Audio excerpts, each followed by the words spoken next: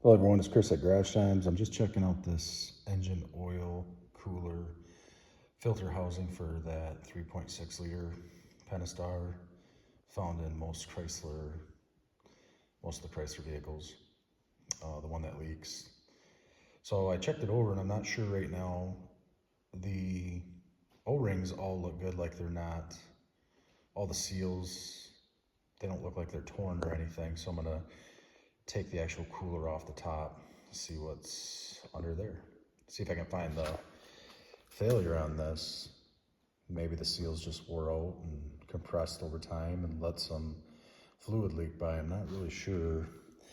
And I checked the profile on them all too, and they're all sticking out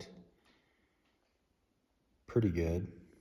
So no tears, no dings, no dents yet. So let's see what we can find.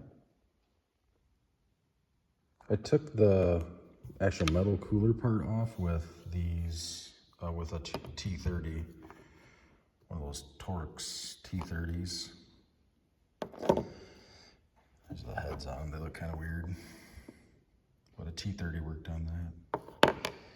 So I also took out the seals that were in there, and you know, they're definitely old and they're definitely kind of on the harder, stiffer side. They've definitely lost, like this one's kind of really hard.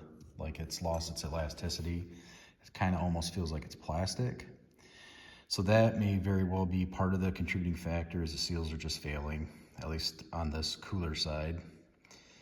And when you took them apart, like some of it is like molded to the housing where it's coming apart.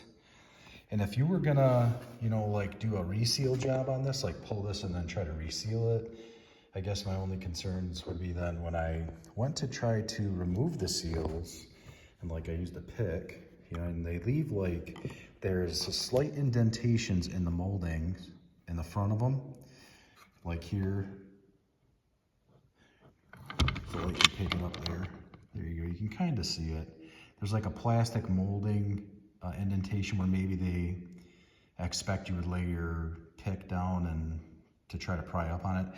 And I just don't know, like after all the heat that this has been through, then to reseal it and take a chance and put it back together, because these walls on the inside are really thin. And like this one kind of looks like it's got a slight, if I can get a good shot of it, it's got like a little bit of an indentation. It is kind of hard to tell, but it's definitely, you know, I don't know, is that normal from the factory?